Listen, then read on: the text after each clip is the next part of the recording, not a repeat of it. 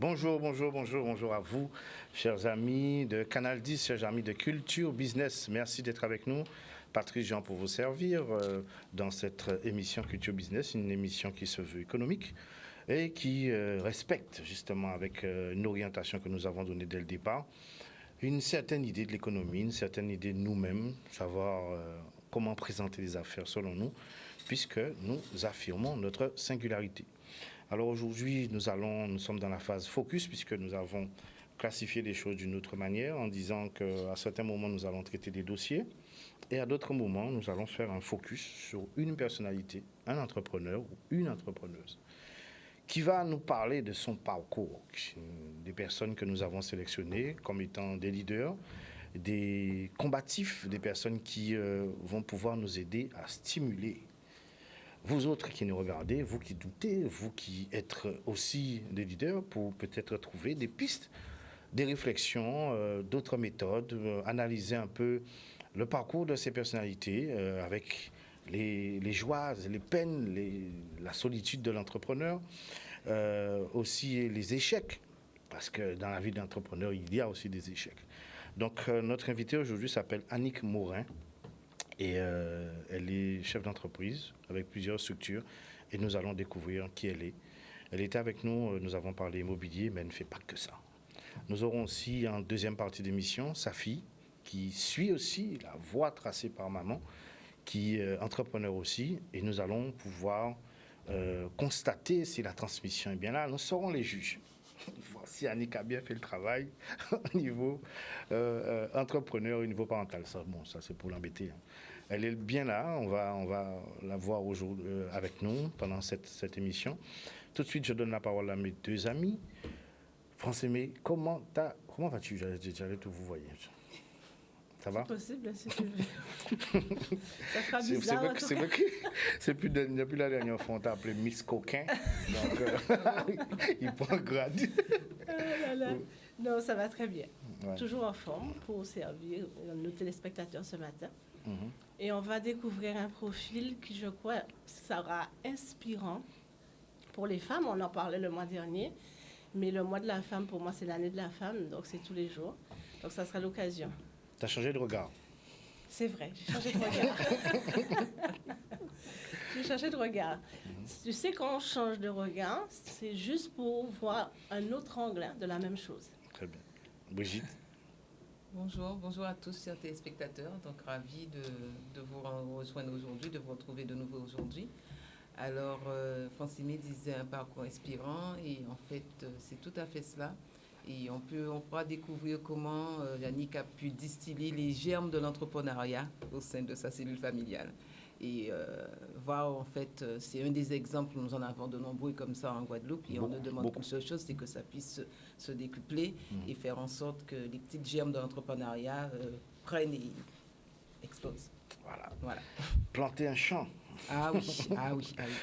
Voilà. Avant tout, comme à mon habitude, je fais des petits éditos, des petits pamphlets. Je dis un peu ce que j'ai ressenti dans la semaine, ce qui m'a marqué, ce que j'aimerais à mon humble niveau déconstruire. Alors, j'ai eu l'occasion avec des amis d'aller faire Pâques, comme tout le monde, comme beaucoup. Cette année était une année particulière parce que je n'ai jamais vu autant de gens camper. C'était extraordinaire. L'économie de Pâques a bien fonctionné. Malheureusement, beaucoup de chefs d'édilité ont jugé bon de fermer certaines plages en disant, voilà, pour des questions écologiques ou je ne sais quoi. En fait, des fois, on a l'impression qu'on arrive à comprendre ce qu'il faut faire et ensuite, on fait marche arrière à d'autres moments. Alors, la problématique de l'écologie pour un week-end de Pâques, c'est une problématique qu'on doit intégrer et mettre en place des dispositifs. Au Moule, la mairie a bien fait les choses en mettant des apports de structures concernant pour les sanitaires, des structures complémentaires sur la plage. Il y a tout un écosystème de Pâques, de la tente, des matelas, des différents dispositifs. Il y a aussi beaucoup de gens qui utilisent des calebasses. Il y a tout un écosystème. Un groupe de personnes, familles ou amis se retrouvent. Il y a aussi la place pour les énergies renouvelables. C'est le moment de proposer des éoliennes comment on dit ça, on appelle ça des éoliennes domestiques. Pourquoi ne pas profiter de ces moments-là pour justement sensibiliser sur le photovoltaïque au lieu des moteurs? Pourquoi on n'utilise pas cette période-là, puisque les familles sont alertes, au calme, pour faire passer des messages de sensibilisation?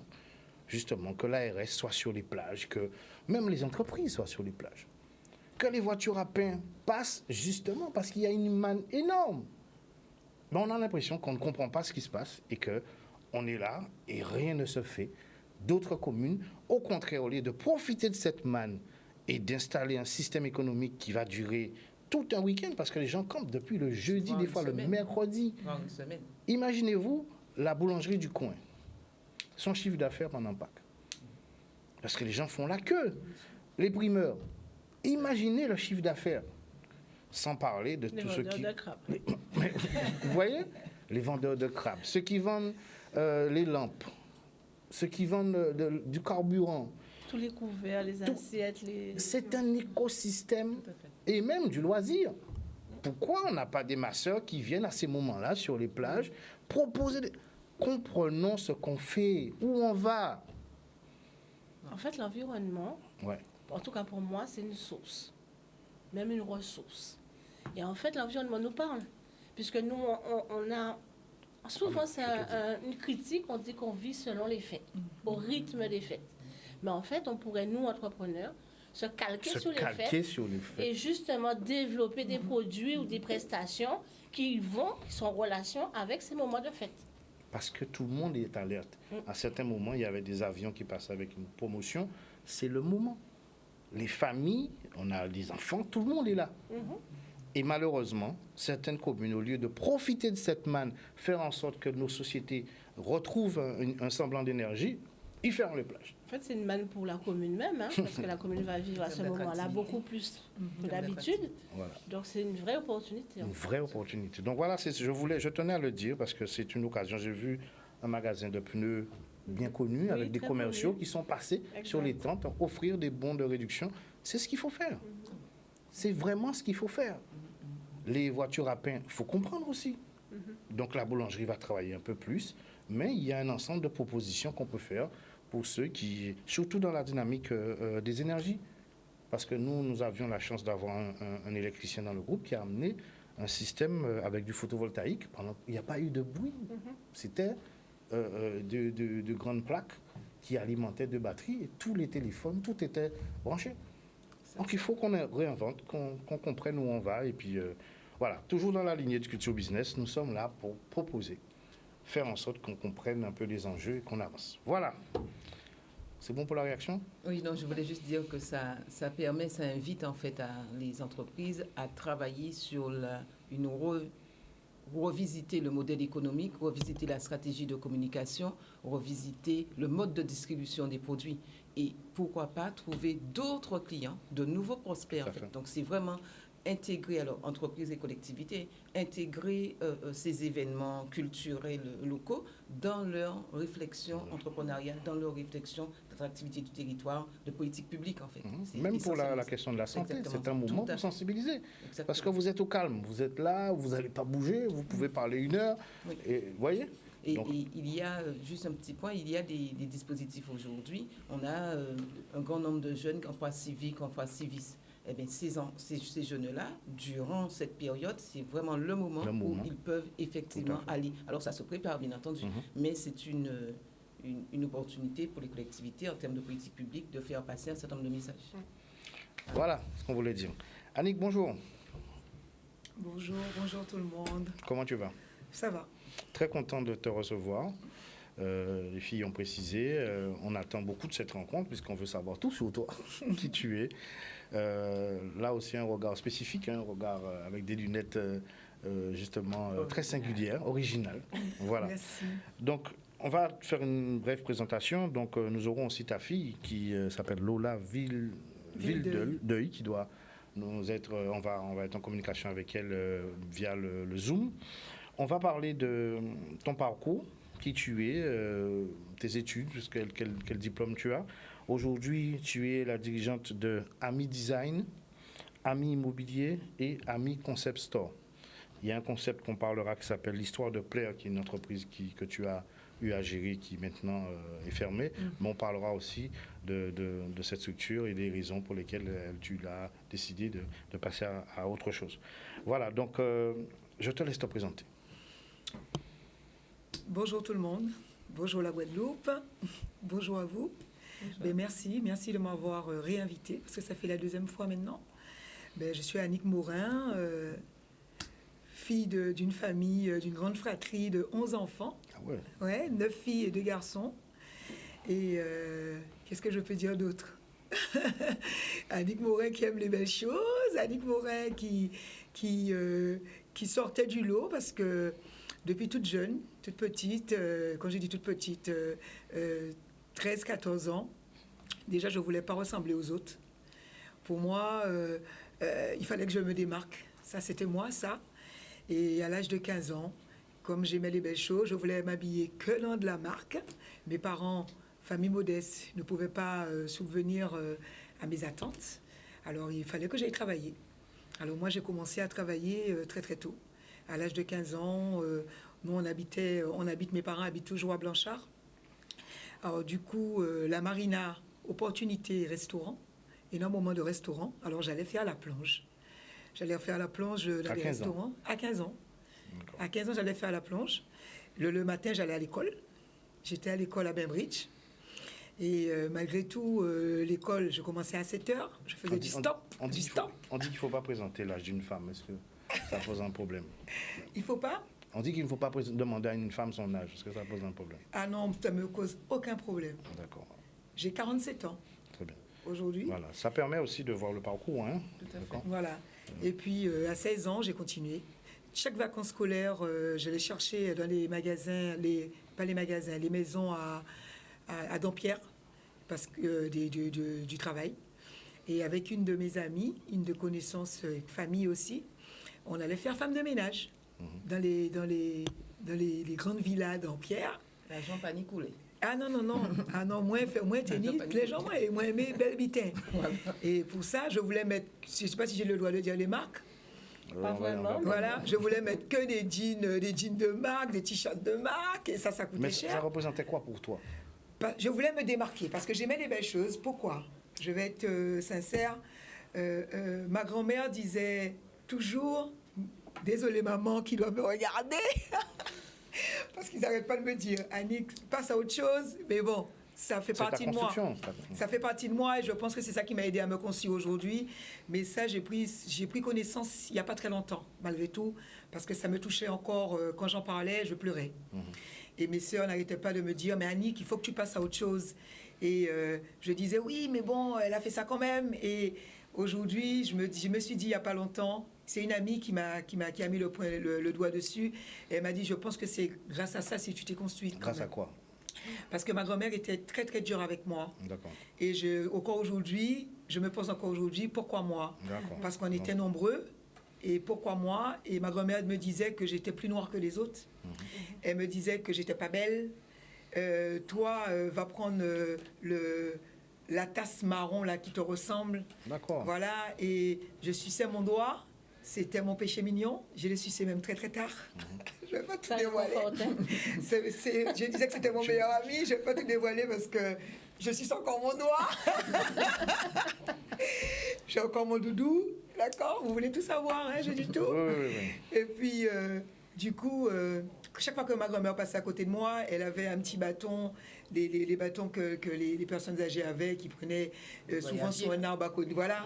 Et elle me tapait avec ça sur mon doigt, parce que je suçais mon doigt. C'est la méthode dure. Voilà, oui. Elle me disait, mais on allait chez elle pendant les vacances pour aider maman. Parce que 11 enfants, il fallait s'en occuper. Et papa partait travailler à Saint-Martin aussi deux fois. Les deux parents étaient là pour... Ah oui, mes parents étaient là. Et mon père, parce que je ressemble énormément à mon père, c'est ce qu'on me dit en tout cas. Et mon père le vivait très mal parce que quand ma grand-mère disait ça, mon père, lui, partait. Pour ne pas vexer ma grand-mère, mon père, il préférait partir. Mais je n'ai pas senti que mes parents me défendaient non plus. C'était sa mère, la mère de Oui, la mère de ma maman. D'accord. Ah, la mère de ma maman. D'accord. Oui, parce que mon père est de Marie-Galante et notre grand-mère est à Marie-Galante. La grand-mère paternelle est à Marie-Galante. Et c'est vrai que j'ai mal vécu ça, cette période-là, très mal vécu.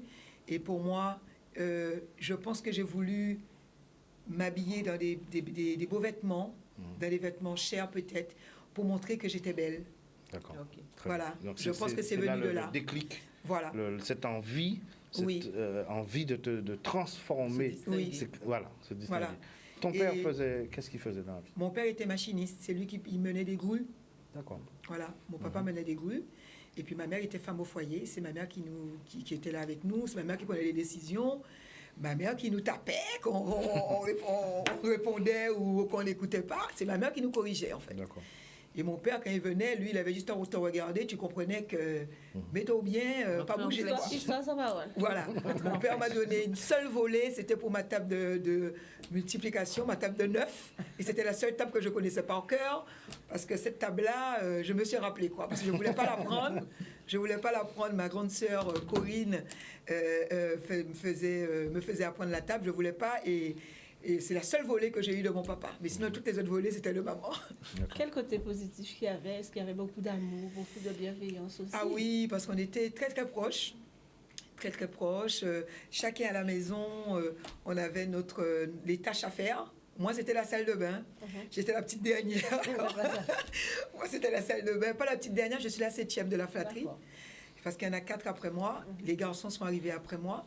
Et on avait nos tâches, famille nombreuse, famille. On est très, très, ah oui, très, très, très, très solidaires. On est très, très proches tous encore aujourd'hui. Encore aujourd'hui, on est très, très, très, très famille. Est-ce que cet environnement-là, familial, n'a pas été justement la base de tout cela, de toute cette réalisation dans l'entrepreneuriat? Ah oui, oui, je suis persuadée parce que mes parents sont très courageux déjà d'avoir eu 11 enfants. Déjà ça, je leur dis merci. On a eu une très bonne éducation. Maman, elle rigolait pas, c'était là où pas qu'à quoi répondre, ou pas qu'à coûter, ou quoi m'envoler. Je dis merci à mes parents parce que sinon, et tous, on n'est pas... je suis la seule chef d'entreprise, mais tout le monde travaille, tout le monde, voilà quoi, on est présent pour nos parents, on va chez nos parents pratiquement tous les jours, ou on appelle tous les jours en tout cas. Moi, je ne peux pas y aller tous les jours, mais j'appelle tous les jours, je vais le plus possible, le plus souvent que possible, mais on est toujours très très présent pour nos parents, parce qu'on est très reconnaissant, même s'ils étaient durs avec nous, mais très reconnaissant de cette éducation antillaise. Comment tu expliques que tu sois la seule à emprunter la voie de l'entrepreneuriat? Encore quelque chose, c'est ma grand-mère avait une épicerie qu'on appelle la boutique. Eh ben, Et voilà, c'est moi. tout est lié. Hein. Tout est lié, mais en fait. ça, je l'ai compris il n'y a pas longtemps. Ce personnage-là, Voilà. en fait, même dans une dynamique négative, a Oui. façonné Oui. ton mode de compréhension de la Exactement. vie. Et voilà. Et puis cette volonté de se distinguer aussi qui t'a amené très jeune à gérer un budget, puisque tu travaillais, donc tu avais la gestion de budget. Oui. Donc comprendre, j'ai des dépenses, Mhm. je vais acheter, donc j'ai des recettes. Oui, Donc exactement. ça aussi, L'éducation je pense, a financière est contribué. faite très tôt. Tout à fait. Exactement. Bien sûr, très tôt. Exactement. Et puis voilà quoi. Et puis- il y a aussi la dynamique comment dire, de l'être, puisque ce ne sont que des sœurs qu'il y a au départ, que des femmes. Les garçons arrivent bien après. Oui. Ça aussi, ça conditionne. Si on te dit c'est toi, voilà, le petit Calimero, donc surtout c'est des femmes dans la dynamique de les hommes ne sont pas spécialement sous cette valeur-là en étant jeunes. Donc ça accentue encore la chose. Ça forge le caractère, Oui. en fait. Un caractère de battant, un caractère de... Il faut que je m'engage, il faut que je prenne... Que j'aille de l'avant pour pouvoir m'en sortir. Ouais, Voilà. moi, ça a été très, très tôt. Très, très tôt. Et après, je me suis rasé la tête. Je me rappelle ma mère, quand je suis rentrée, ma mère, elle a pleuré. Pour compliquer encore la chose. Ah oui. Parce que je ne voulais pas ressembler à tout le monde. Ça fait longtemps que tu t'es rasé la tête? Oui, j'avais quoi, 16-17 ans? Non, pour l'époque. Oui. Oui. Alors, pour Quel message l'époque... que tu veux faire passer? voilà. Alors, à l'époque, comment ça a été? Juste avant de Oui, répondre à c'est ta ça. question, Je comment voulais ça a me été, démarquer. Je voulais me démarquer par rapport à... J'ai toujours entendu que j'étais pas belle. J'étais laide et que j'étais noire et que j'étais... ma grand-mère m'a même dit une fois que j'étais adoptée, que c'était pas mes parents, qu'on m'a trouvée dans un panier devant la porte. Ah ouais, c'était violent. Alors du Souvent, coup, les gens disaient ça. je voulais vraiment me démarquer. Je voulais être moi. Et moi, il fallait que je trouve ma personnalité, que je... Un peu provocation aussi. Oui. Ouais. Et le regard de tes amis à l'époque, parce que À l'époque, une fille se rase la tête. Bon, on a sensiblement le même Malade, âge. quand il va au malade. Voilà, comment ça a été? J'étais garçon manqué, mais j'avais un petit copain Dirais quand pas. même. Ok. J'étais garçon manqué, mais j'avais un petit copain et... C'est bien loin la période Oui. garçon. Ah, manqué, parce c'est que loin, tu es tout ça. Très élégante et j'ai du mal à imaginer ça. Là. Mais j'ai toujours été élégante. Je l'ai toujours été parce que je faisais en sorte de l'être, en fait. D'accord. Parce que Ta façon de de t'imposer. m'habiller, même si j'achetais des vêtements chers, mais voilà, j'ai la façon de... J'ai porter. toujours été, voilà, j'ai toujours eu ça en moi parce que... Et je comprenais pas pourquoi ma grand-mère me disait ça, parce que, voilà, pour moi, j'étais déjà différente, petite. Très bien. En tout Ouais. cas, c'est bien d'avoir passé le Peut-être- cap et d'avoir compris. Ouais. Puis, ça Et je me permet dis de que s'épanouir. peut-être c'est parce qu'elle a vu cette différence en moi qu'elle agissait comme ça avec moi. Pourquoi moi? Nous sommes tout ça d'enfants et pourquoi moi? Des fois, j'ai envie de dire, ma grand-mère est décédée, je ne me rappelle plus depuis combien de temps, ça fait déjà un petit moment. J'ai envie de lui demander, pourquoi moi? Pourquoi pas les autres? Pourquoi tu me disais ça à moi? Et aujourd'hui, je me regarde, je me dis, mais je dis ça, mais je tremble. C'est encore là. Je me dis, mais Corinne est plus foncée que moi. Untel bon, est plus foncé que Ah, moi. d'accord. Pourquoi moi, tu Ah, je pensais que tu étais la seule foncée. Non. D'accord. Ma grand-mère, c'était une Milatresse avec des yeux clairs, avec des longs cheveux. Je lui dis, mais pourquoi moi? Peut-être par opposition, justement. Parce qu'en fait, quand Ils sont on est dans dans un le moule. environnement, soit on le reproduit, ou soit on est complètement à l'opposé. Ouais. Donc la personne qui a les longs cheveux, donc tu te rases la tête, Voilà, justement, contradiction totale avec ce que tu as eu. Attention, coach. Là, c'est Coach. c'est exactement ça, en fait. Et puis peut-être, on voit qu'aujourd'hui, tu es la seule à avoir pris la voie de l'entrepreneuriat. Peut-être que, je ne sais pas, hein, je ne suis pas psychologue ou quoi que ce soit, que les autres rentraient dans le moule qui lui convenait. Tout le monde allait dans son sens. Exactement. Et puis, si toi, tu étais en opposition, donc tu ne rentres pas dans le moule, donc tu dois être sectionné. Mais voilà. Rassurez-vous, Ça, vous ça êtes fait dans beaucoup Culture d'expérience. Business. Vous êtes toujours dans Culture Business. C'est important, c'est Non, mais c'est important. ce qui construit. Non, mais je non, rigole, mais c'est effectivement, Non, mais c'est- tout découle de ça. Tout C'est à fait. très Ce qui construit important. l'individu, qui fait si tu es quelqu'un de battant ou pas, quelle est ta vision de ta personne et comment tu te conçois et comment tu te présentes à la société, quels sont les engagements, quelles sont les décisions que tu prends et qui font de toi si tu es un suiveur ou si tu es un meneur, si tu es un Moi, leader j'ai- ou si tu Ah. ne l'es pas. Voilà. Et moi, on j'ai en revient à la... jamais été Non, le je suiveur. pense vraiment que on est vraiment dans Culture Business parce qu'en fait, je ne me lasserai jamais de dire qu'un entrepreneur, celui qui passe le pas d'entreprendre, il a un message à passer et il vient tel qu'il est, c'est-à-dire avec ses croyances, avec ses peurs, ses angoisses, ses envies, ses rêves. Et c'est au travers de l'entreprise qu'il manifeste tout cela. Donc, son environnement du départ, son éducation, compte pour beaucoup. Et parfois, certains entrepreneurs réussissent brillamment et d'autres pas par rapport à ça. Donc, il y a certains schémas à déconstruire forcément pour réussir. Ça fait partie. Alors, du coup, ça donne Ami Design, Ami Immobilier, Ami Store. On va parler de tes entreprises maintenant. La première entreprise, tu la lances à quel âge? Moi, j'ai ouvert un restaurant. C'était en face de la Creole Beach, où il y a le petit centre là. J'avais 18 ans. D'accord. Et je n'oublierai jamais, mon chef cuisinier, c'était le seul, c'était un boulanger. Et on faisait 70 couverts. Un boulanger cuisine. Un boulanger, mais qui savait cuisiner. D'accord. Qui savait cuisiner. Et je faisais 70 couverts. Mon restaurant, il était tout en plein. Alors, D'accord. première question. Pour lancer un restaurant à 18 ans, ton apport financier, tu l'as constitué comment? Mon apport financier, à l'époque? j'ai été accompagnée. Ok. J'ai été accompagnée, c'était grâce à mon ex-mari, D'accord. le père de mes deux grands, et qui m'avait aidé à ouvrir ce restaurant. Ok. Et c'est moi qui gérais le restaurant toute seule. J'ai été accompagnée et j'ai lui dit merci aujourd'hui parce qu'il a été mon mentor. Je ne sais pas s'il me regarde. Il a été mon mentor et j'ai beaucoup appris avec lui dans le milieu des affaires. Il était déjà, lui, dans le 5 à Douala. Oui, Ok. il était déjà dans le milieu des affaires parce que moi, j'ai eu ma fille aînée, j'ai eu Lola, j'avais 21 ans. 21 ans quand j'ai eu Lola. Mais avant ça, avant le restaurant, j'ai beaucoup travaillé. Tous les petits boulots, J'ai été femme de ménage, j'ai fait la plonge, j'ai été serveuse pendant très longtemps. Je suis partie en métropole, je suis revenue, j'étais chez ma tante et mon oncle, mais je suis revenue. Chaque été, je travaillais dans les restaurants à la Marina, dans les restaurants à la route des hôtels. J'ai toujours travaillé les petits boulots. Donc, monter un capital pour pouvoir mettre en place ton Aussi. projet. Et, pardon. Est-ce qu'à ce moment-là, à 18 ans, est-ce que tu avais le soutien familial? Ah oui, moi, mes parents, c'était... je voulais aller travailler, ils me laissaient aller travailler. Voilà, ils m'encourageaient pour aller travailler. Parce que justement, mes parents voyaient que j'étais pas feignante. Alors, ils me laissaient aller travailler. Mais moi, j'ai eu un problème très tôt. C'est que j'ai eu un problème. Je faisais de l'athlétisme. Et je n'aurais pu aller très loin, mais j'ai eu un problème de genou. Alors, mes deux genoux gonflaient énormément. Et ma mère m'a emmené voir des spécialistes et tout. Ils disaient que c'était de l'arthrose. Ils me mettaient du sel, du bérum, attachaient le genou. Une fois, je me suis retrouvée emplâtrée du buste jusqu'à mes deux jambes pendant tout l'été, parce qu'il fallait que je sois immobilisée. Et à chaque fois que je partais travailler, quand je rentrais le soir, j'avais les deux genoux enflés.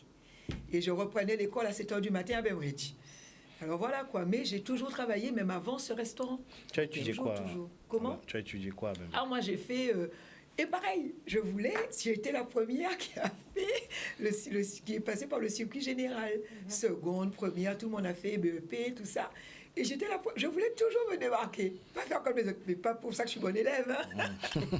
Parce que je ne suis pas du tout scolaire. D'accord. Je ne suis pas du tout scolaire. Moi, en général, quand je commence, je vais jusqu'au bout. Mais que je n'ai pas été au bac, parce que j'étais angoissée, je n'ai pas pu aller jusqu'à la salle d'examen. Je n'ai pas pu aller jusqu'à la salle d'examen, du coup, je n'ai pas eu mon bac. Donc, comment tu expliques à tes parents que vous pas y habiter à Mouna? J'étais trop angoissée. Impossible pour moi de rentrer dans la salle d'examen. Alors, j'ai fait toute mon année de terminale. J'ai le niveau terminal, mais je n'ai pas été jusqu'au bac. Et ça, je l'ai dit à mes enfants récemment aussi, quand mon fils a eu son bac.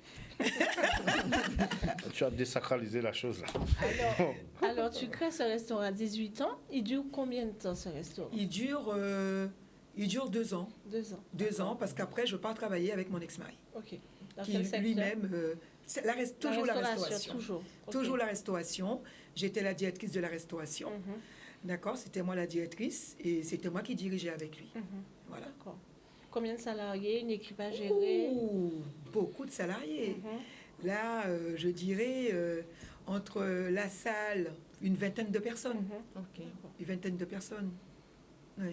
Quel est le message que tu peux donner aujourd'hui à quelqu'un qui nous regarde, qui doute un peu, qui se dit, est-ce qu'il faut y aller vraiment? Est-ce que je dois passer le pas? Qu'est-ce que tu peux lui dire aujourd'hui? Aujourd'hui, je peux dire, c'est de la volonté. Volonté, persévérance. Persévérance et volonté, parce que quand on veut, il faut tout mettre en œuvre pour arriver jusqu'au bout. Et c'est ce que j'ai toujours fait dans tout ce que j'entreprends, parce que j'ai été très, très malade. Je le suis encore. Ça ne se voit pas sur moi, mais je suis travailleur handicapé. D'accord, les gens ils vont me voir, même si quand j'ai des talons, je me suis déjà fait insulter en me garant sous la place handicapée, mais j'ai ma carte d'handicapé et j'ai ma carte aussi prioritaire. Les gens ne se rendent pas compte de mon handicap, mais l'handicap, comme je dis toujours, 70% des handicaps sont invisibles. Parce que j'ai été, quand je dis que j'ai commencé avec mon genou, c'est pour ça que je vais y venir, ça fait 6 ans que je suis revenue en Guadeloupe. Je suis partie 18 ans en métropole avec mon ex-mari qui avait déjà, lors d'un premier mariage, qui avait ses enfants. On habitait à Tours. Et j'ai travaillé aussi avec mon ex-mari, toujours dans la restauration, d'où j'ai ouvert l'entreprise Histoire de plaire. D'accord, j'ai ouvert cette entreprise Histoire de plaire qui était un institut de beauté. D'accord, j'avais fait un super truc, décoration, super. Mais j'étais pas esthéticienne. Du coup, j'ai fait les formations. C'est pour ça que je dis qu'il faut persévérer. J'ai fait les formations, pas d'esthéticienne parce que c'est un CAP, mais j'ai appris à masser. J'ai fait de l'onglerie pendant 8 semaines, j'ai fait la formation. J'ai fait la formation de massage shiatsu corps, réflexologie plantaire et réflexologie plantaire et le suédois californien et shiatsu visage. J'ai fait ces formations et j'ai dit je vais ouvrir un institut de beauté. Et j'ai embauché une esthéticienne. Voilà, c'est parce ça. que sans une esthéticienne, on ne peut pas le ouvrir. faire. Tout à fait. Et j'ai ouvert mon institut de beauté. J'ai fait une super déco, j'ai fait un super truc, des beaux meubles. Et j'avais mon ex-belle-fille qui travaillait avec moi, qui avait fait la formation d'onglerie et des massages comme moi. Et cette esthéticienne qui est avec nous, nous étions 3, que j'ai gardé 1 an parce que je n'arrivais pas à être enfermée. Qu'est-ce que je faisais? Je les laissais et je partais faire l'onglerie en extérieur. Je partais voir les fournisseurs à Paris pour tester des produits. Parce que moi, il faut que ça bouge. Ouais. Je n'arrivais pas à être enfermée dans un local. Et c'est pour ça que j'ai dit non, ça ne me correspond pas. Ça ne me correspond pas. Et j'ai préféré, je n'arrivais pas à vendre parce que c'était une jeune entreprise. J'aurais vendu, ça aurait été dérisoire en plus. Alors j'ai préféré fermer. J'ai fait une session d'activité. D'accord. Et c'est là que je me suis lancée dans la décoration. J'ai travaillé avec des designers, d'accord? Pareil, j'ai pas de bac de décoration, ni de design, de tout ça. J'ai travaillé, j'ai été entourée de bonnes personnes à ce moment-là. Qu'est-ce qui fait que on prend la décision de fermer une entreprise, une structure, et on prend la décision d'ouvrir une autre? Entre les deux, qu'est-ce qui se passe? Il faut prendre conscience que si tu n'es pas là pour gérer ta boîte, c'est pas quelqu'un d'autre qui va gérer pour toi.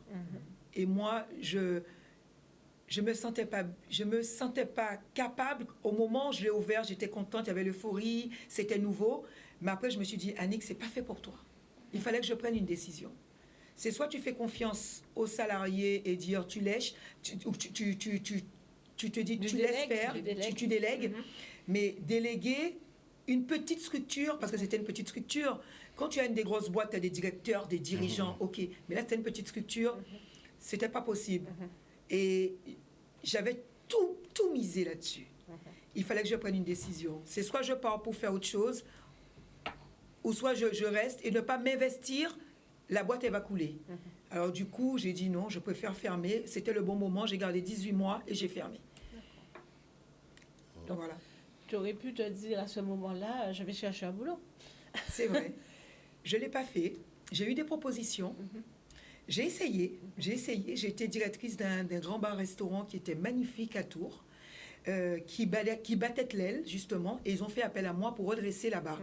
Mais c'était déjà tellement endetté que je n'ai pas pu remonter.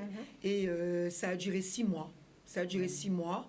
Je ne cache pas que j'étais très bien payée, mais là, pareil, il y a eu une session d'activité pour ces gens-là parce que c'était déjà trop avancé par rapport à la mauvaise gestion depuis le départ de cette entreprise. Et c'est à ce moment-là que je me suis dit, j'ai mes enfants, je me suis séparée de mon ex-mari, j'ai mes enfants, il faut trouver une solution, il faut faire l'argent entrer. Et là, je suis repartie avec mes mallettes d'esthétique. Et j'ai continué à faire de l'esthétique à domicile. Pas l'esthétique, hein, l'onglerie à domicile.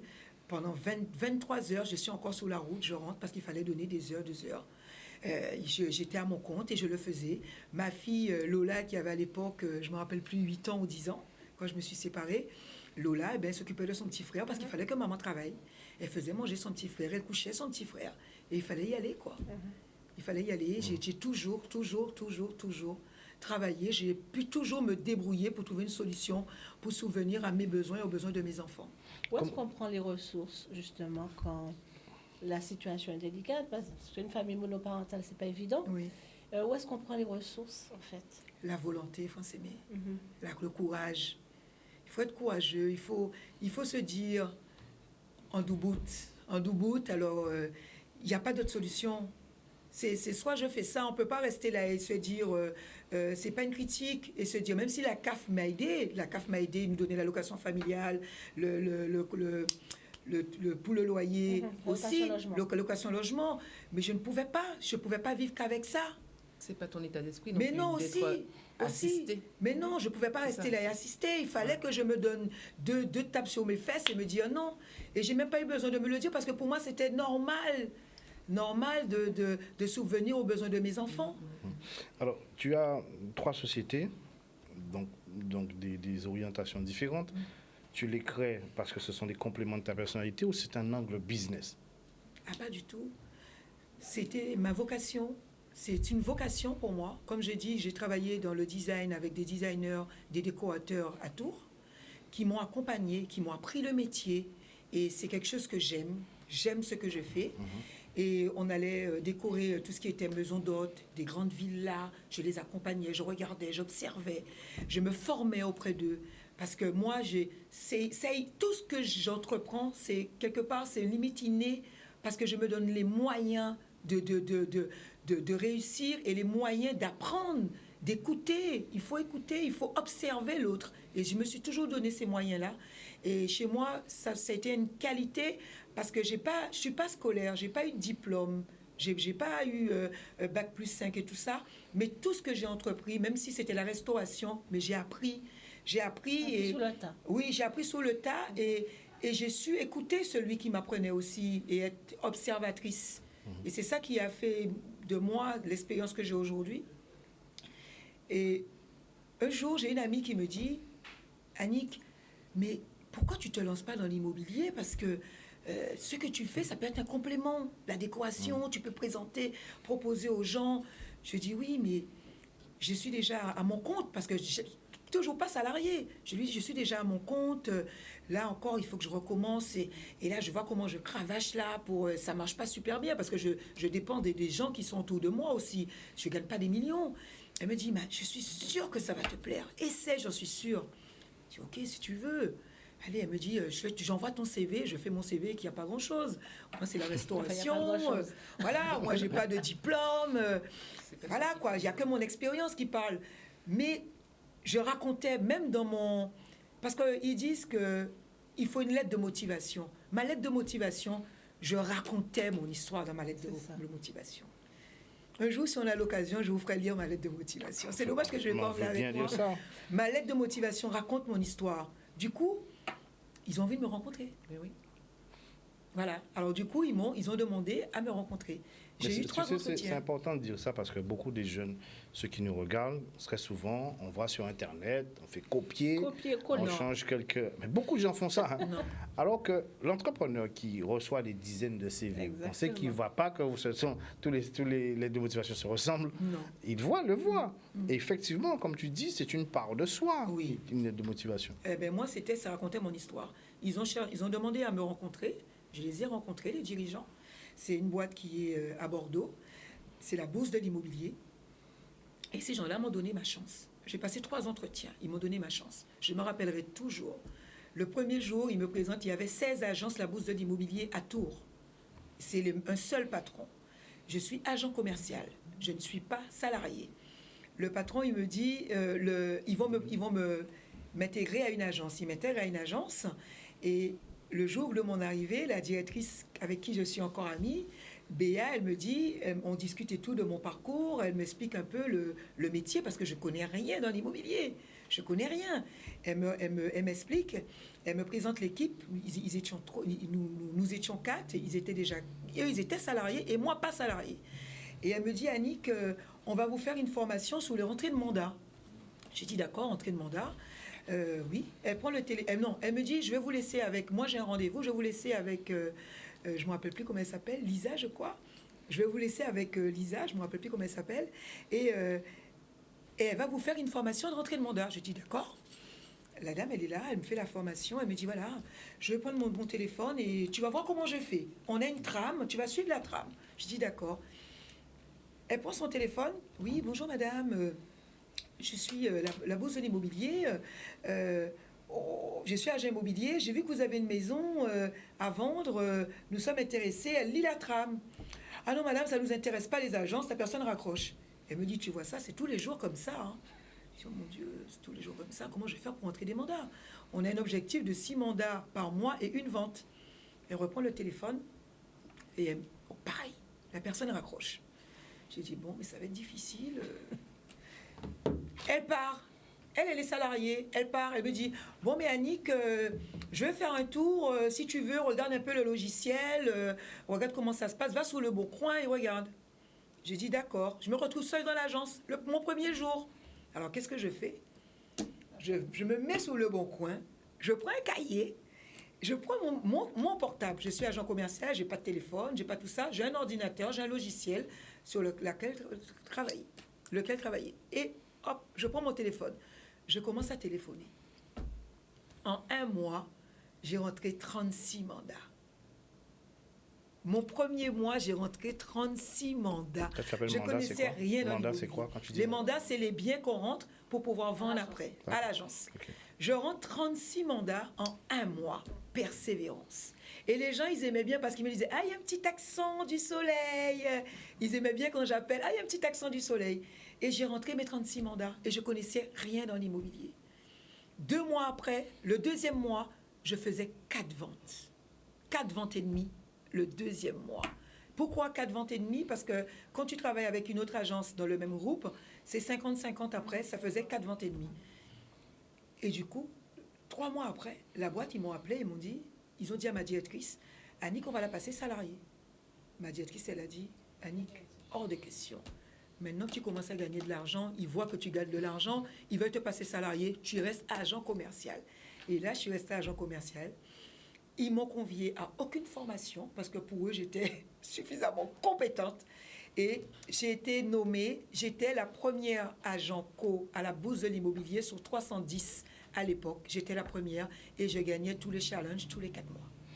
Ensuite, tu viens t'installer ici en tant que... Et après? L'agence immobilière a... Non, Annick est tombée malade. Je suis tombée malade même à Tours. D'accord. Ah non, le parcours est long. Patrice, je ne sais pas si on voit. Ah, mais on n'a même pas beaucoup de temps, justement. Voilà. Ben, du coup, je suis tombée malade et je commence à avoir des symptômes un peu bizarres avec mes jambes, des douleurs, des migraines horribles. Je vais souvent à l'hôpital à Bretonneau, en neurologie, pour trouver ce qui se passe. Et personne ne trouve ce que j'ai. Ponction lombaire sur ponction lombaire, personne ne trouve. Je viens en vacances en Guadeloupe, je rencontre mon époux. Voilà. Je décide de revenir en Guadeloupe pour m'installer. Et mes parents âgés, je me dis, bon, je serai plus proche de ma famille. Aussi, voilà, je pense que c'est le moment. Je suis partie 18 ans, je pense que c'est le moment de rentrer. Et je rentre en Guadeloupe. Je rentre en Guadeloupe au mois d'octobre et au mois de mars. Annick, elle tombe gravement malade. Les douleurs s'intensifient. Je suis dans un magasin en train de faire mes courses. Ma fille, qui travaille dans un restaurant, parce que ma fille a fait des études de droit, mais entre les études, elle a trouvé un travail pour... elle est comme moi, déterminée aussi, pour avoir de l'argent à côté, pour s'acheter ses affaires. J'appelle ma fille, je lui dis, Lola, maman a trop mal aux jambes, je ne peux plus bouger. Et là, ma fille, elle vient me rejoindre, elle venait d'avoir son permis. J'ai dit, Lola, il faut que tu viennes prendre la voiture, parce que je ne peux pas conduire, j'ai trop mal aux jambes. Je rentre chez moi et je me rends compte que ça s'aggrave. Et là, c'est là qu'ils ont... le diagnostic est tombé il y a pas si longtemps que ça. Le diagnostic est tombé il y a 2 ans. J'ai une maladie dégénérative, d'accord, qui peut m'emmener à être handicapée plus tard, en chaise roulante. Et des douleurs sur douleurs. J'ai été alitée pendant 2 ans. Sous perfusion, un traitement très, très lourd pour me calmer parce que les douleurs sont horribles. Très, très dur, une maladie qui m'a diminué, mais j'ai toujours gardé le cap. Il fallait que je gagne ce combat-là. C'était pour moi un autre combat qu'il fallait gagner, quoi. Qu'il fallait que je mette tout en œuvre pour passer au-delà de ça, parce que moi, ma détermination, c'était, je ne peux pas rester comme ça. C'est pas moi. Ce qui est sûr dans ton exposé, c'est que il y a des difficultés dans la vie de tout le monde, de toute manière. Mais par rapport à ces difficultés-là, tu ne baisses pas les bras. Non. Tu te dis, OK, je suis en Guadeloupe, je suis rentrée, il faut que je crée autre chose. Ah oui. Donc, tu crées une nouvelle activité. Oui. D'accord. Oui. Donc, la première structure, ça sera laquelle? Ça sera Ami Immobilier. Ami Immobilier. Voilà. Donc, c'est une agence immobilière? C'est une agence immobilière. Avec une particularité? Non, c'est une agence immobilière où on va faire de la gestion, on va faire de la vente, on va faire de la location. Okay. C'est vraiment des terrains, des maisons, de la location. On fait tout dans notre agence. Et sur toute la Guadeloupe. Sur toute la Guadeloupe. Elle est basée où? Elle est basée à Jarry.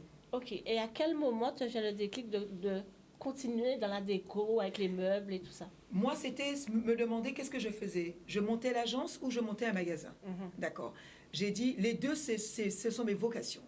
Pour moi, j'ai appris à faire ça et je voulais continuer dans cette branche-là parce que j'aimais ce que je faisais. Et du coup, au moment où j'ai dit qu'il faut que je monte un magasin, c'est quand les clients, quand je vendais une maison, me demandaient des conseils. Et comme moi, j'avais déjà cette fibre-là, j'avais déjà cette expérience-là et cette formation-là, je ne pouvais pas m'empêcher de dire « Ah, vous deviez mettre le lit là. Ah, moi, j'aurais mis le canapé comme ça. » Et les clients écoutaient mes conseils et le résultat était toujours bien. Ils étaient toujours contents. Je me suis dit « Il me faut un complément. » Parce Donc, que tu crées à ce moment-là je crée, l'activité voilà, la deuxième de activité. décoration. Exactement. Décoration ou Ami meuble design. à vent? Ami design, non, c'est des meubles design et c'est du mobilier, de la décoration et de l'art de la table. En fait, si on regarde bien, tout est en cohérence. Tout est lié, Exactement, en fait. c'est un complément. On va partir du côté de la France, de l'Hexagone, avec, on va découvrir ta fille qui s'appelle Lola Vildeuil. Bonjour Lola. Est-ce que tu nous entends? Là, Il faudrait bonjour, vous écouter m'entendez? seulement, voilà, il faudra éteindre la télé. Tu regardes. Oui, il n'y a pas de télé. Il y a un retour. Vous m'entendez? là. Oui, on t'entend. Mais Ah. on a un retour ici. Ah mince, alors bougez pas. Est-ce que vous m'entendez un peu mieux? Voilà, là c'est mieux. Bon, on a encore ce retour. C'est mieux? Mais bon, on va essayer de résoudre le problème. Bonjour et merci d'être Ok. avec nous. Bonjour, bonjour. Alors, est-ce que Enchantée. tu as suivi un peu la première partie d'émission avec ta... Oui, tout à fait, j'ai tout regardé. C'est bon. Est-ce qu'il y a des choses que tu voudrais ajouter par rapport à cette personnalité, cette femme extraordinaire? Non, je pense que ça a été bien détaillé, là, on a eu plein de détails, c'était très précis. Très bien. Alors toi, tu as suivi la voie de l'entrepreneuriat et tu as monté ton propre concept qui s'appelle Anna Clinique. Exactement, voilà. Donc on est sur Jarry, Oui. c'est une clinique de soins, donc on travaille essentiellement sur les soins anti-âge et amincissants. Sur les soins amincissants, on va être sur tout ce qui est destruction, donc amagressure, on va être sur des cures complètes. On prend le client en charge du bilan jusqu'à l'accompagnement alimentaire et pendant toute la durée de la cure. D'accord. Alors, justement par rapport à cette expérience, ce parcours de ta mère, qu'est-ce que tu as reçu comme héritage? Qu'est-ce qui, aujourd'hui, quels sont les éléments sur lesquels tu t'appuies pour faire ta propre carrière? Oui, je pense que de par ma mère et mon père, il y a ce côté entrepreneuriat où j'ai jamais eu peur d'entreprendre, où je me suis jamais dit et si ça fonctionne pas et si ça marche pas. Je sais que les business, ça va, ça vient, ça s'ouvre, ça se ferme. L'important, c'est de pouvoir le structurer le mieux possible pour que ça puisse tenir dans le temps. Après, j'ai toujours eu confiance en moi, de par, comme elle disait tout à l'heure, cette volonté de travailler, d'entreprendre, mais du dépassement de soi aussi, de se donner à fond dans ce qu'on fait dans les domaines qui nous plaisent. Donc, je pense que c'est ce côté-là, cette niaque, cette assurance et ce soutien du coup familial qui sont là pour toi ou qui te dissuadent pas de croire en tes compétences. Sur la question de l'éducation financière elle-même, on a bien vu que très très tôt, elle a pris cette dimension comment dire, très très jeune, depuis l'âge de 15 ans. Elle avait déjà une réflexion sur les différents apports, ses besoins, ce qu'elle veut en faire. Est-ce que toi, pour toi, elle a su te transmettre ces éléments-là? Oui, alors moi je dirais qu'elle m'a transmis les éléments sur la partie éducation financière, donc d'investir sur la partie où on croit en soi, donc on investit sur soi-même, et sur toute la partie gestion de société, d'entreprise. Moi donc je suis mariée, j'ai mon mari qui est dans l'optique et qui a différents centres.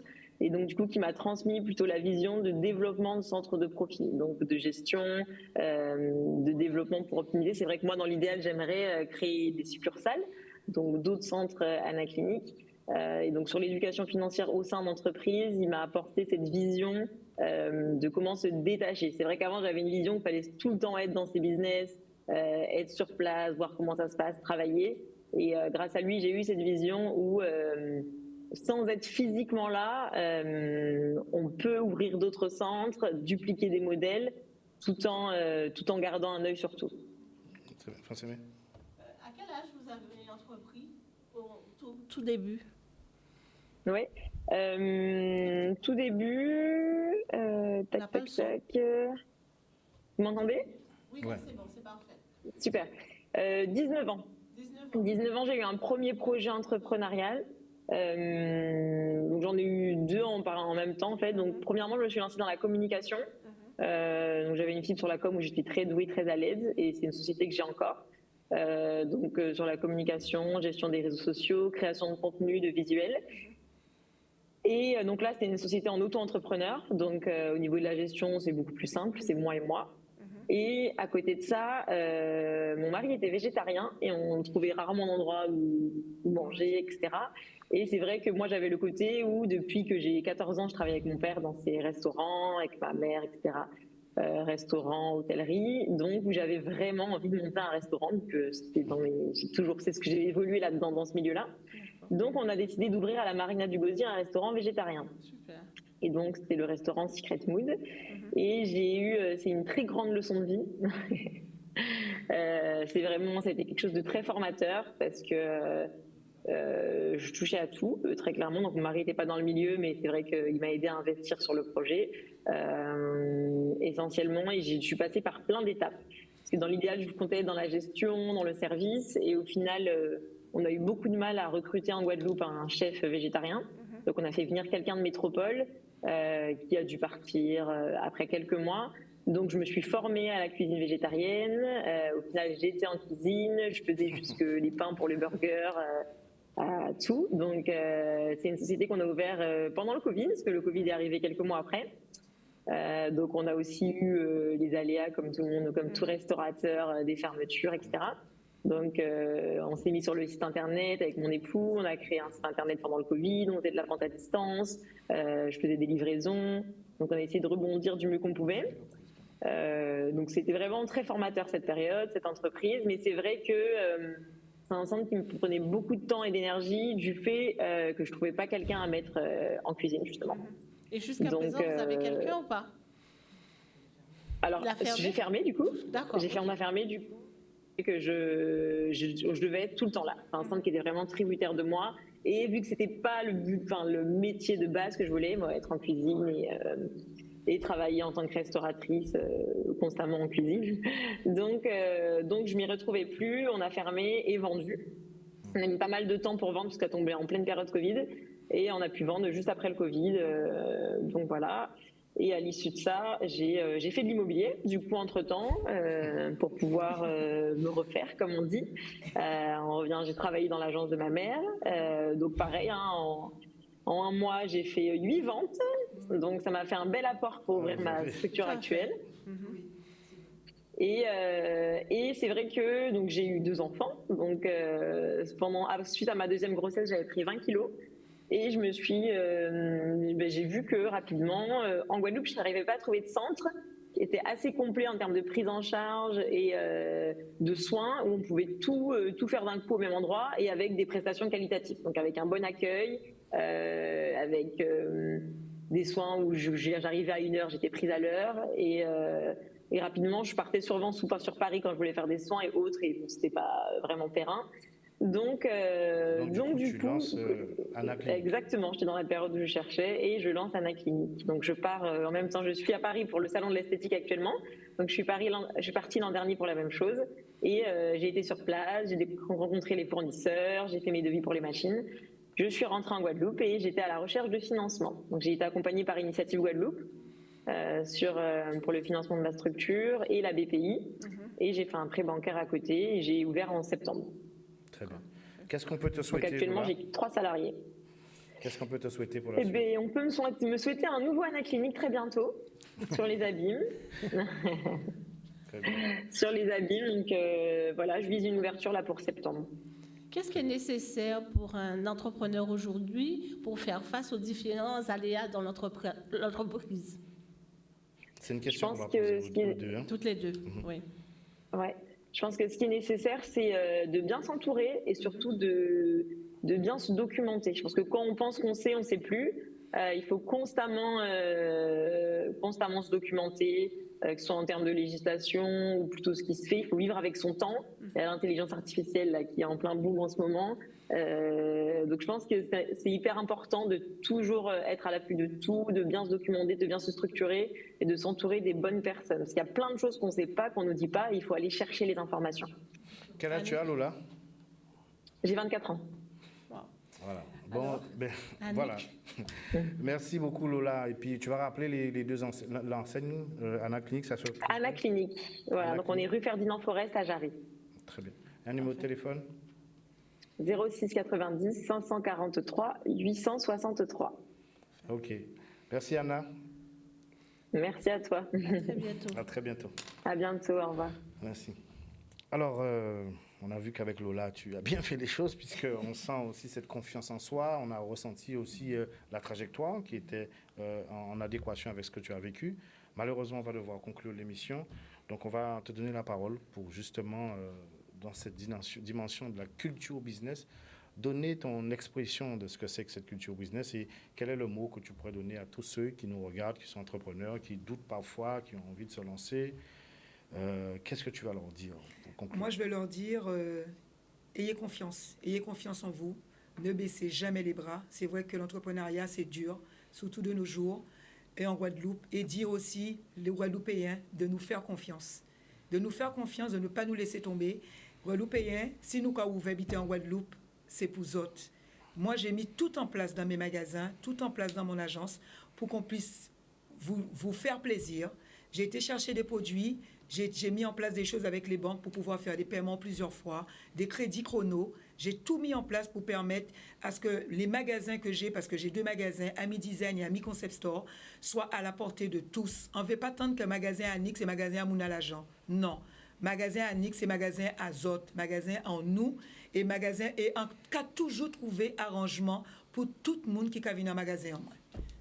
Voilà. Et franchement, là où ou comme était tout en œuvre, il faut avoir courage, persévérance pour réussir ça on y a fait. Parce qu'en fait, des autres, quand on fait tous les soirs malade, Marie, on m'a couché à côté en moins, c'est des jambes là qui fait moins mal tout bonnement, et les matins, il faut enlever pour m'aller travailler. En TPD, en cas été couché, en cas été cisé, il y a que fait bon moins non. Fais-moi là, fais-moi présent. C'est pour ça qu'a dit que là, on monde veut ou périvé. À volonté. Voilà. Merci pour tout. Merci. Ben nous, on va d'abord te féliciter, c'est la tradition ici. Féliciter pour ce parcours, féliciter pour cette ténacité. Et ça se voit. On voit que quand on regarde un peu le personnage, le profil de ta fille, on comprend un peu ce parcours et cette orientation et cette envie. Elle n'a que 24 ans, vous l'avez entendu. Elle est déjà dans un schéma de développement Déterminée. sans aucune crainte, sans Beaucoup peur. d'abnégation. Voilà. Merci beaucoup, Annick. Merci pour ce petit moment. Merci à vous. Ouais. Merci de m'avoir invité. Voilà. Très belle Bon leçon courage de à vie. toi. Je suis toujours très ravie d'être parmi vous. Ça me fait toujours très plaisir. Voilà. Bon, salut toutes ces Merci. personnes-là aussi qui t'ont accompagné, parce que c'est très important. Oui. Ne pas faire rien tout seul. Ah, Toujours ni des monde on a toujours qu'à dire merci, maman et papa, hein, ils Oui, le oui. savent. Hein. C'est pour Et ça que je merci à la serai grand-mère aussi. Tiens, toujours merci là. à Et la merci, grand-mère. aujourd'hui, je peux le dire. Merci à ma grand-mère, parce que je pense que c'est grâce à ce que j'ai vécu, mon expérience avec ma grand-mère, qui m'a permis d'être là aujourd'hui. Voilà, mais Et je c'est le pas vis les- mieux. Voilà. Je pleure plus. Voilà. C'est bon, c'est pas renouvelé quand même. Bon, on l'a bien compris que c'était C'est vrai. un élément déclencheur. Oui. Merci beaucoup. Merci beaucoup. Et mesdames, bon week-end à vous. Merci. Bon appétit à ceux qui nous regardent. On se retrouve la semaine prochaine. On n'a pas le temps de le faire. On a le temps de faire le quiz, non? C'est toi me qui permets? décides, hein, c'est toi le boss. Hein. On a le temps ou on n'a pas le temps? Voilà. Bon, on va faire le quiz. Hein. 1 minute. On remet l'image, s'il te plaît. Revenez l'image. Alors, plusieurs questions. C'est quoi ta culture business? Très rapidement, les questions. Ma culture business, Ouais. déterminée, détermination, volonté, respect de soi et respect de l'autre. Très bien. Voilà. La Guadeloupe, une île, un archipel, un département, un pays, une étape. La Guadeloupe, mon pays à moi. Et ma Guadeloupe, merci, parce que tout ce que j'ai fait en Guadeloupe, je n'aurais jamais pu le faire ailleurs. Et je dis merci à la Guadeloupe. Mais comment tu la vois? Je vois la Guadeloupe, C'est une île, un archipel, un département, un pays c'est ou mon une pays, étape? la Guadeloupe. D'accord, pays. c'est un pays. Ma Guadeloupe, c'est mon pays. D'accord. Le monde, loin de nous, il nous attend, c'est compliqué, c'est un défi. Le monde, il faut y aller. Il faut y aller et on va y arriver. Il est loin ou bien ça Non. défie Non, c'est pas si loin que ça, le monde. Il D'accord. faut se donner le moyen? les moyens d'y aller, d'y arriver. Ensuite, nous, Guadeloupéens, il nous manque quoi? Le mental, la solidarité, la niaque, la chance, le savoir-faire. La solidarité. Ok. Ensuite, la solution pour l'entrepreneuriat. Plus de subventions, plus de dispositifs d'aide pour les porteurs de projets ou ajouter une matière à l'école, entreprendre. Plus de dispositifs d'aide. Voilà, je dirais ça. Et plus de subventions. Parce que c'est vrai que j'ai tapé à des portes. j'ai même pas eu la subvention qu'ils donnent pour les ordinateurs. Ils me demandent 10 000 papiers, ils pas rendre ces papiers. Peut-être des dispositifs différents, plus simples. Voilà, exactement. 2 dernières questions. Ta descendance, ton souhait, on l'a vu tout à l'heure, ils feront ce qu'ils veulent, seront des entrepreneurs comme toi pendant ta suite dans le business familial. Ils seront ce qu'ils veulent et je serai là pour les accompagner. Ton fils fait quoi? Mon fils fait ses études au Canada et il fait du basket. Il a été sélectionné, il a 18 ans. Très bien. Ensuite, la dernière question, juste la dernière question. Si c'était à refaire, tu changerais quoi? Je ne changerai rien parce que tout ce que j'ai vécu m'a forgé jusqu'à aujourd'hui. Même la maladie, je pense que j'ai arrêté tous les traitements. Même la maladie, je garderai aussi. Je te remercie aussi Merci à toi, Mr. Yann pour la réalisation. Bon appétit. Bon appétit, on vous retrouve la semaine prochaine pour un autre sujet. Merci de nous suivre. N'oubliez pas, Culture Business, c'est sur YouTube, c'est sur Canal 10, c'est sur Facebook et c'est dans votre cœur. Voilà. Merci. Merci beaucoup.